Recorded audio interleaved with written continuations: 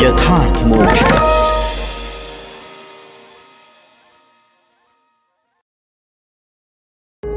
यथार्थ मोक्ष प्रस्तुत कर रहा है अतुल्य संपूर्ण महाभारत श्री महाभारतम अर्जुनाभिगमन पर्व 15वां अध्याय। सौभनाश की विस्तृत कथा के प्रसंग में द्वारका में युद्ध संबंधी रक्षात्मक तैयारियों का वर्णन। धन संग्रह की रक्षा करने वाले यादवों ने अनर्थ देशीय नटों, नर्तकों तथा गायकों को शीघ्र ही नगर से बाहर कर दिया। कुरुनंदन द्वारकापुरी में आने के लिए जो पुल मार्ग में पड़ते थे वे सब तोड़ दिए गए, नौकाएं रोक दी गईं और खाइयों में कांटे बिछा दिए गए थे।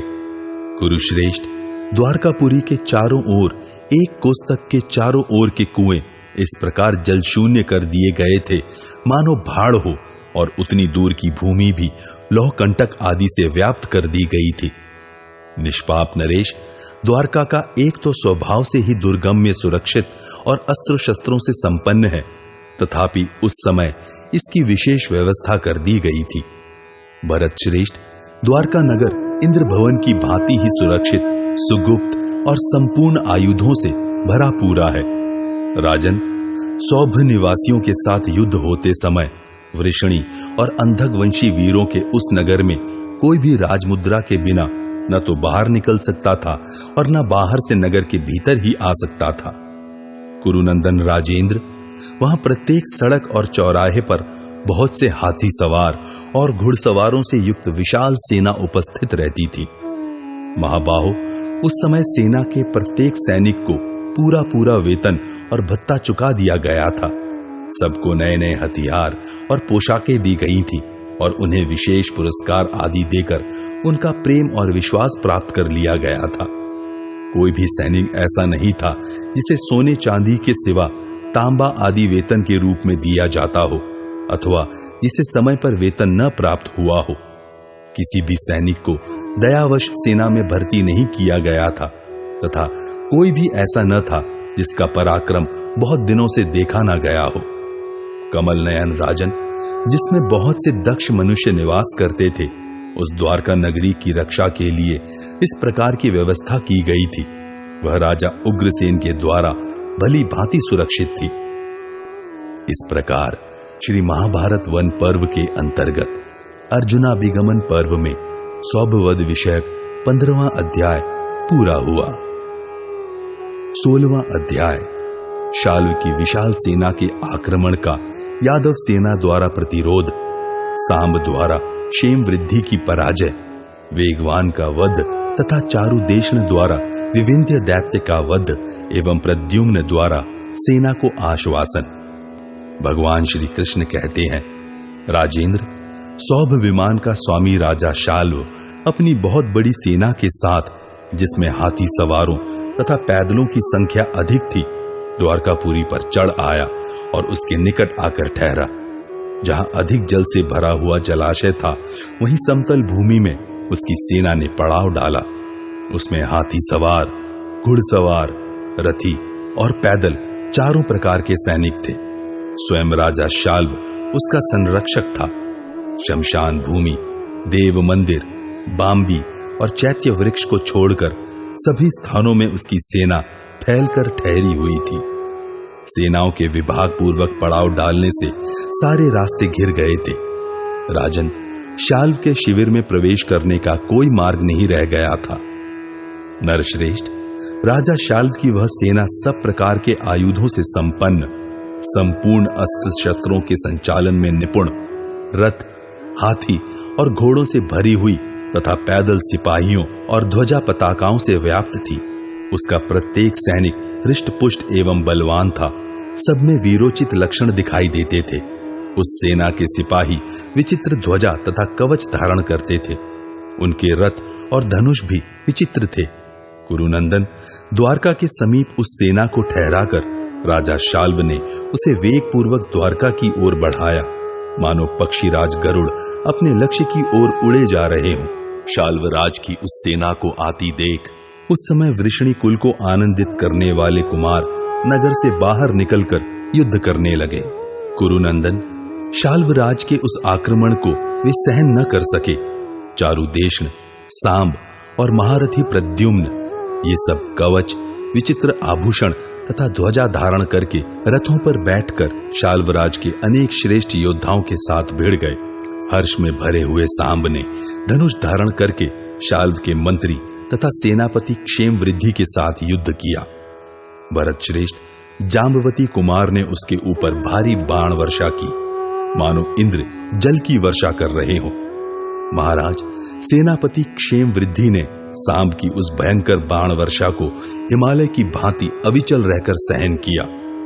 राजेंद्र तदनंतर क्षेम वृद्धि ने स्वयं भी सांब के ऊपर माया निर्मित बाणों की भारी वर्षा प्रारंभ की।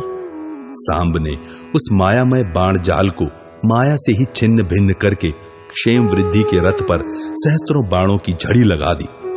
सांब ने सेनापति क्षेम वृद्धि को अपने बाणों से घायल कर दिया।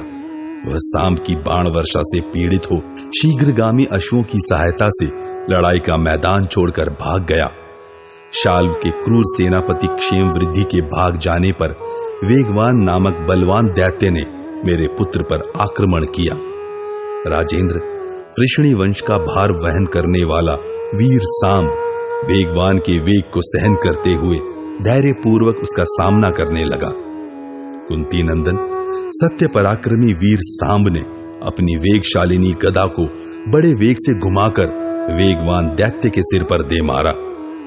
राजन उस गदा से आहत होकर वेगवान इस प्रकार पृथ्वी पर गिर पड़ा, मानो जीर्ण हुई जड़ वाला पुराना वृक्ष हवा के वेग से टूटकर धराशायी हो गया हो।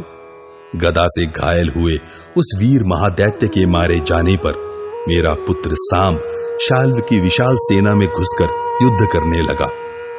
महाराज चारुदेशनी के साथ महारथी एवं महान धनुर्धर विविंध्य नामक दानव शाल्व की आज्ञा से युद्ध कर रहा था। राजन तदनंतर चारुदेशण और विविंध्य में वैसा ही भयंकर युद्ध होने लगा जैसा पहले इंद्र और वृत्रासुर में हुआ था। वे दोनों एक दूसरे पर कुपित हो बाणों से परस्पर आघात कर रहे थे और महाबली सिंहों की भांति जोर जोर से गर्जना करते थे। तदनंतर रुक्मिणी नंदन चारुदेशण ने अग्नि और सूर्य के समान तेजस्वी शत्रुनाशक बाण को महान अस्त्र से अभिमंत्रित करके अपने धनुष पर संधान किया। राजन तत्पश्चात मेरे उस महारथी पुत्र ने क्रोध में भरकर विविंध्य पर वह बाण चलाया। उसके लगते ही विविंध्य प्राण शून्य होकर पृथ्वी पर गिर पड़ा। विविंध्य को मारा गया और सेना को तहस नहस हुई देख शाल्व इच्छानुसार चलने वाले सौभ विमान द्वारा फिर वहां आया। महाबाहु नरेश्वर उस समय सौभ विमान पर बैठे हुए शाल्व को देखकर द्वारका की सारी सेना भय से व्याकुल हो उठी। महाराज कुरुनंदन तब प्रद्युम्न ने निकलकर अनर्तवासियों की उस सेना को धीरज बंधाया और इस प्रकार कहा, यादवों, आप सब लोग खड़े रहें और मेरे पराक्रम को देखें। मैं किस प्रकार युद्ध में राजा शाल्व के सहित सौभ विमान की गति को रोक देता हूं। यदुवंशियों, मैं अपने धनुर्दंड से छूटे हुए लोहे के सर्पतुल्य बाणों द्वारा सौभपति शाल्व की सेना को अभी नष्ट किए देता हूं। आप धैर्य धारण करें, भयभीत न हो। सौभराज अभी नष्ट हो रहा है। दुष्टात्मा शाल्व मेरा सामना होते ही शौभ विमान सहित नष्ट हो जाएगा। वीर पांडुनंदन हर्ष में भरे हुए प्रद्युम्न के ऐसा कहने पर वह सारी सेना स्थिर हो पूर्ववत प्रसन्नता और उत्साह के साथ युद्ध करने लगी। इस प्रकार श्री महाभारत वन पर्व के अंतर्गत अर्जुनाभिगमन पर्व में सौभवदोपाख्यान विषयक 16वां अध्याय पूरा हुआ। 17वां अध्याय प्रद्युम्न और शाल्व का घोर युद्ध। भगवान श्री कृष्ण कहते हैं, भरत श्रेष्ठ, यादवों से ऐसा कहकर रुक्मिणी नंदन प्रद्युम्न एक सुवर्णमय रथ पर आरूढ़ हुए, जिसमें बख्तर पहनाए हुए घोड़े जुते थे। उन्होंने अपनी मकर चिन्हित ध्वजा को ऊंचा किया, जो मुंह बाए हुए काल के समान प्रतीत होती थी। उनके रथ के घोड़े ऐसे चलते थे मानो आकाश में उड़े जा रहे हों। ऐसे अश्वों से जुते हुए रथ के द्वारा महाबली प्रद्युम्न ने शत्रुओं पर आक्रमण किया। वे अपने श्रेष्ठ धनुष को बारंबार खींचकर उसकी टंकार फैलाते हुए आगे बढ़े। उन्होंने पीठ पर तरकस और कमर में तलवार बांध ली थी। उनमें शौर्य भरा था और उन्होंने गोह के चमड़े के बने हुए दस्ताने पहन रखे थे। वे अपने धनुष को एक हाथ से दूसरे हाथ में ले लिया करते थे। उस समय वह धनुष बिजली के समान चमक रहा था। उन्होंने उस धनुष के द्वारा सौभ विमान में रहने वाले समस्त दैत्यों को मूर्छित कर दिया। वे बारंबार धनुष को खींचते, उस पर बाण रखते और उसके द्वारा शत्रु सैनिकों को युद्ध में मार डालते थे। उनकी इन क्रियाओं में किसी को थोड़ा सा भी अंतर नहीं दिखाई देता था। उनके मुख का रंग तनिक भी नहीं बदलता था। उनके अंग भी विचलित नहीं होते थे। सब ओर गर्जना करते हुए प्रद्युम्न का उत्तम एवं अद्भुत बल पराक्रम का सूचक सिंहनाद सब लोगों को सुनाई देता था। शाल्व की सेना के ठीक सामने प्रद्युम्न के श्रेष्ठ रथ पर उनकी उत्तम ध्वजा फहराती हुई शोभा पा रही थी। उस ध्वजा के सुवर्णमय दंड के ऊपर सप्तिमी नामक जल जंतुओं का प्रमथन करने वाले मुंह बाएं एक मगरमच्छ का चिन्ह था। वह शत्रु सैनिकों को अत्यंत भयभीत कर रहा था। नरेश्वर, तदनंतर शत्रुहंता प्रद्युम्न तुरंत आगे बढ़कर राजा शाल्व के साथ युद्ध करने की इच्छा से उसी की ओर दौड़े। कुरुकुल तिलक, उस महासंग्राम में वीर प्रद्युम्न के द्वारा किया हुआ वह आक्रमण क्रुद्ध हुआ राजा शाल्व न सह सका। शत्रु की राजधानी पर विजय पाने वाले शाल्व ने रोष एवं बल के मद से उन्मत्त हो इच्छानुसार चलने वाले विमान से उतरकर प्रद्युम्न से युद्ध आरंभ किया। शाल्व तथा वृष्णिवंशी वीर प्रद्युम्न में बलि और इंद्र के समान घोर युद्ध होने लगा। उस समय सब लोग एकत्र होकर उन दोनों का युद्ध देखने लगे। वीर शाल्व के पास सुवर्ण भूषित मायामय रथ था। वह रथ ध्वजा, पताका, अनुकर्ष और तर्कस से युक्त था। प्रभु कुरुनंदन, श्रीमान महाबली शाल्व ने उस श्रेष्ठ रथ पर आरूढ़ हो प्रद्युम्न पर बाणों की वर्षा आरंभ की। तब प्रद्युम्न भी युद्ध भूमि में अपनी भुजाओं के वेग से शाल्व को मोहित करते हुए से उसके ऊपर शीघ्रता पूर्वक बाणों की बौछार करने लगे।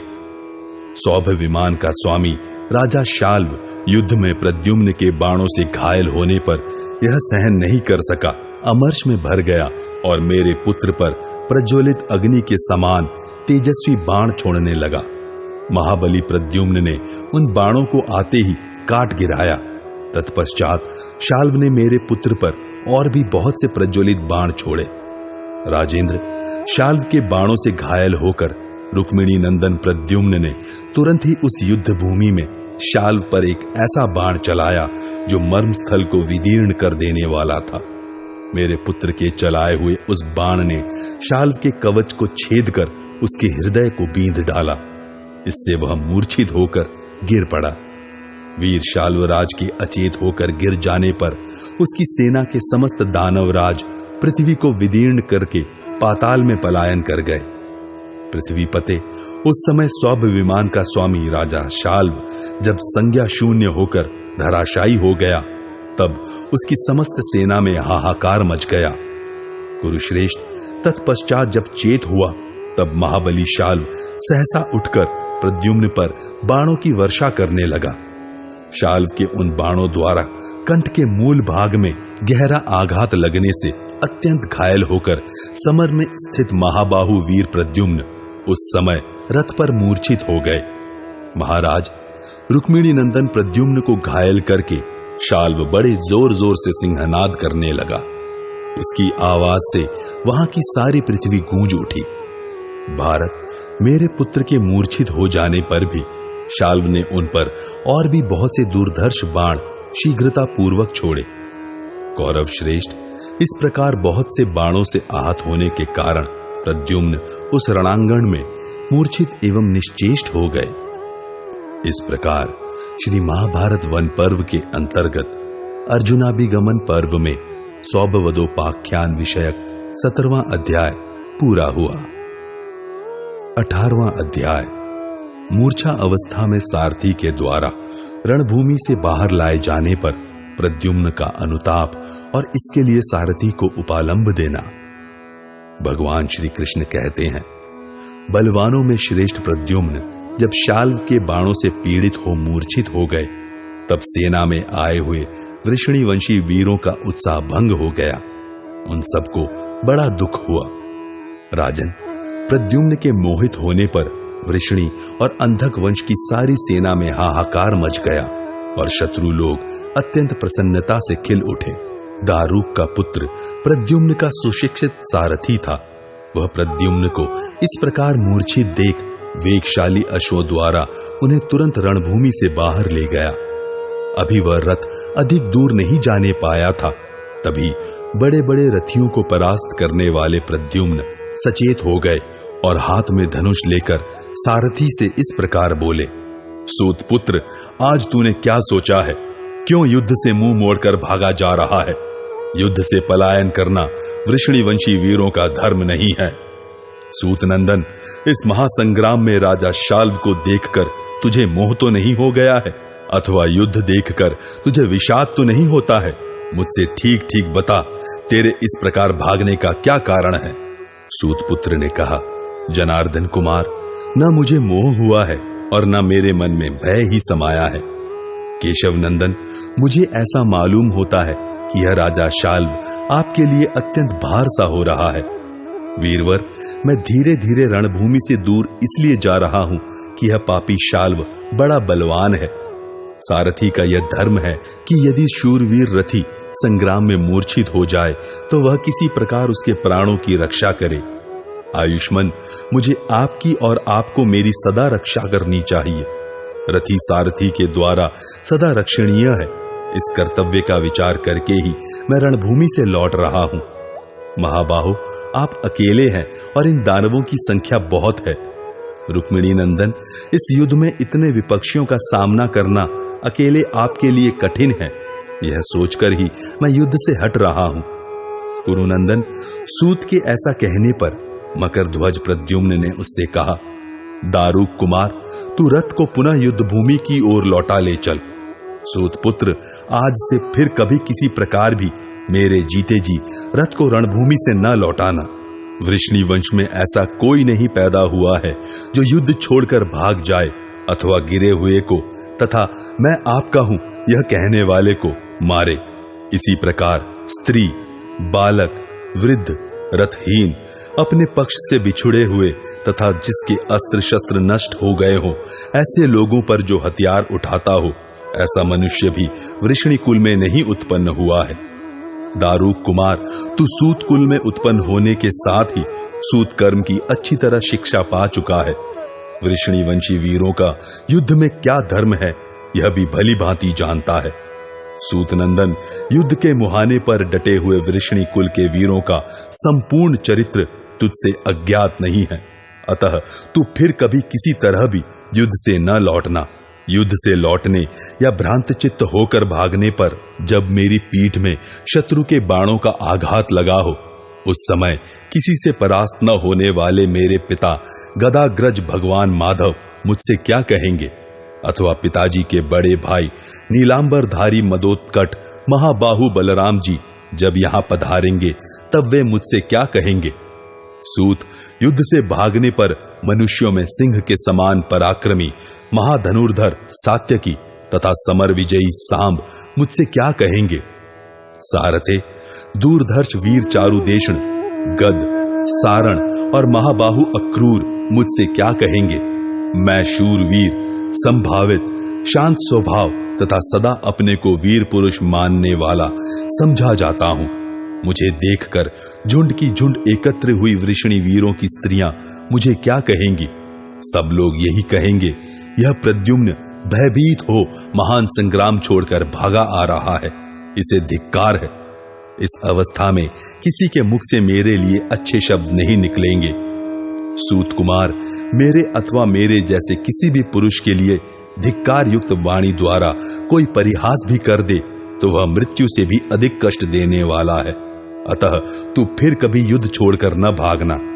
मेरे पिता मधुसूदन भगवान श्री हरि यहाँ की रक्षा का सारा भार मुझ पर रखकर भरत वंश शिरोमणि धर्मराज युधिष्ठिर के यज्ञ में गए हैं। आज मुझसे जो अपराध हो गया है इसे वे कभी क्षमा नहीं कर सकेंगे। सूतपुत्र वीर कृतवर्मा शाल्व का सामना करने के लिए पुरी से बाहर आ रहे थे, किंतु मैंने उन्हें रोक दिया और कहा, आप यहीं रहिए, मैं शाल्व को परास्त करूंगा। कृतवर्मा मुझे इस कार्य के लिए समर्थ जानकर युद्ध से निवृत्त हो गए। आज युद्ध छोड़कर जब मैं उन महारथी वीर से मिलूंगा तब उन्हें क्या जवाब दूंगा। शंख चक्र और गदा धारण करने वाले कमल नयन महाबाहु एवं अजय वीर भगवान पुरुषोत्तम जब यहाँ मेरे निकट पदार्पण करेंगे उस समय मैं उन्हें क्या उत्तर दूंगा। सात्यकी से, बलराम जी से तथा अंधक और वृष्णि वंश के अन्य वीरों से जो सदा मुझसे स्पर्धा रखते हैं मैं क्या कहूंगा। सूतपुत्र तेरे द्वारा रण से दूर लाया हुआ मैं इस युद्ध को छोड़कर और पीठ पर बाणों की चोट खाकर विवशतापूर्ण जीवन किसी प्रकार भी नहीं धारण करूंगा। दारूक नंदन, अतः तू शीघ्र ही रथ के द्वारा पुनः संग्राम भूमि की ओर लौट। आज से मुझ पर आपत्ति आने पर भी तू किसी तरह ऐसा बर्ताव न करना। सूतपुत्र पीठ पर बाणों की चोट खाकर भयभीत हो युद्ध से भागने वाले के जीवन को मैं किसी प्रकार भी अधिक आदर नहीं देता। सूतपुत्र क्या तू मुझे कायरों की तरह भय से पीड़ित और युद्ध छोड़कर भागा हुआ समझता है? दारूक कुमार, तुझे संग्राम भूमि का परित्याग करना कदापि उचित नहीं था, विशेषतः उस अवस्था में जबकि मैं युद्ध की अभिलाषा रखता था। अतः जहां युद्ध हो रहा है वहां चल।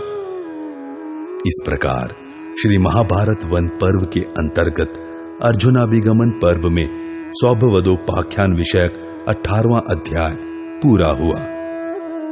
19वां अध्याय प्रद्युम्न के द्वारा शाल्व की पराजय। भगवान श्री कृष्ण कहते हैं, कुंती नंदन, प्रद्युम्न के ऐसा कहने पर सूतपुत्र ने शीघ्र ही बलवानों में श्रेष्ठ प्रद्युम्न से थोड़े शब्दों में मधुरता पूर्वक कहा, रुक्मिणी नंदन, संग्राम भूमि में घोड़ों की बागडोर संभालते हुए मुझे तनिक भी भय नहीं होता। मैं वृष्णि वंशियों के युद्ध धर्म को भी जानता हूं। आपने जो कुछ कहा है उसमें कुछ भी अन्यथा नहीं है। आयुष्मान, मैंने तो सारथ्य में तत्पर रहने वाले लोगों के इस उपदेश का स्मरण किया था कि सभी दशाओं में रथी की रक्षा करनी चाहिए। उस समय आप भी अधिक पीड़ित थे। वीर, शाल्व के चलाए हुए बाणों से अधिक घायल होने के कारण आपको मूर्छा आ गई थी, इसीलिए मैं आपको लेकर रणभूमि से हटा था। सात्वत वीरों में प्रधान केशव नंदन, अब दैव इच्छा से आप सचेत हो गए हैं, अतः घोड़े हाँकने की कला में मुझे कैसी उत्तम शिक्षा मिली है उसे देखिए। मैं दारूक का पुत्र हूं और उन्होंने ही मुझे सारथ्य कर्म की यथावत शिक्षा दी है। देखिए, अब मैं निर्भय होकर राजा शाल्व की इस विख्यात सेना में प्रवेश करता हूं। भगवान श्री कृष्ण कहते हैं, वीरवर, ऐसा कहकर उस सूत पुत्र ने घोड़ों की बागडोर हाथ में लेकर उन्हें युद्ध भूमि की ओर हाँका और शीघ्रता पूर्वक वहां जा पहुंचा। उसने समान, असमान और वाम दक्षिण आदि सब प्रकार की विचित्र मंडलाकार गति से रथ का संचालन किया। राजन, वे श्रेष्ठ घोड़े चाबुक की मार खाकर बागडोर हिलाने से तीव्र गति से दौड़ने लगे, मानो आकाश में उड़ रहे हो। महाराज, दारुक पुत्र के हस्त लाघव को समझकर वे घोड़े प्रज्वलित अग्नि की भांति दमकते हुए इस प्रकार जा रहे थे मानो अपने पैरों से पृथ्वी का स्पर्श भी न कर रहे हो। भरत कुलभूषण, दारुक के पुत्र ने अनायास ही शाल्व की उस सेना को अपस्व कर दिया। यह एक अद्भुत बात हुई। सौभराज शाल्व प्रद्युम्न के द्वारा अपनी सेना का अपस्व किया जाना न सह सका। उसने सहसा 3 बाण चलाकर प्रद्युम्न के सारथी को घायल कर दिया। महाबाहु, परंतु दारूक कुमार ने वहां बाणों के वेग पूर्वक प्रहार की कोई चिंता न करते हुए शाल्व की सेना को अपस्व करते हुए ही रथ को आगे बढ़ाया। वीरवर, तब सौभराज शाल्व ने पुनः मेरे पुत्र रुक्मिणी नंदन प्रद्युम्न पर अनेक प्रकार के बाण चलाए। शत्रु वीरों का संहार करने वाले रुक्मिणी नंदन प्रद्युम्न अपने हाथों की फुर्ती दिखाते हुए शाल्व के बाणों को अपने पास आने से पहले ही तीक्ष्ण बाणों से मुस्कुराकर काट देते थे। प्रद्युम्न के द्वारा अपने बाणों को छिन्न भिन्न होते देख सौभराज ने भयंकर आसुरी माया का सहारा लेकर बहुत से बाण बरसाए। प्रद्युम्न ने शाल्व को अति शक्तिशाली दैत्यास्त्र का प्रयोग करता जानकर ब्रह्मास्त्र के द्वारा उसे बीच में ही काट डाला और अन्य बहुत से बाण बरसाए। वे सभी बाण शत्रुओं का रक्त पीने वाले थे। उन बाणों ने शाल्व के अस्त्रों का नाश करके उसके मस्तक, छाती और मुख को बींध डाला, जिससे वह मूर्छित होकर गिर पड़ा। शुद्र स्वभाव वाले राजा शाल्व के बाणविद्ध होकर गिर जाने पर रुक्मिणी नंदन प्रद्युम्न ने अपने धनुष पर एक उत्तम बाण का संधान किया, जो शत्रु का नाश कर देने वाला था। वह बाण समस्त यादव समुदाय के द्वारा सम्मानित विषैले सर्प के समान विषाक्त तथा प्रज्वलित अग्नि के समान प्रकाशमान था। उस बाण को प्रत्यंचा पर रखा जाता हुआ देख अंतरिक्ष लोक में हाहाकार मच गया। तब इंद्र और कुबेर सहित संपूर्ण देवताओं ने देवर्षि नारद तथा मन के समान वेग वाले वायुदेव को भेजा। उन दोनों ने रुक्मिणी नंदन प्रद्युम्न के पास आकर देवताओं का यह संदेश सुनाया। वीरवर, यह राजा शाल्व युद्ध में कदापि तुम्हारा वध्य नहीं है। तुम अपने इस बाण को फिर से लौटा लो, क्योंकि यह शाल्व तुम्हारे द्वारा अवध्य है। तुम्हारे इस बाण का प्रयोग होने पर युद्ध में कोई भी पुरुष बिना मरे नहीं रह सकता। महाबाहु, विधाता ने युद्ध में देवकी नंदन भगवान श्री कृष्ण के हाथ से ही इसकी मृत्यु निश्चित की है। उनका वह संकल्प मिथ्या नहीं होना चाहिए। यह सुनकर प्रद्युम्न बड़े प्रसन्न हुए। उन्होंने अपने श्रेष्ठ धनुष से उस उत्तम बाण को उतार लिया और पुनः तरकस में रख दिया।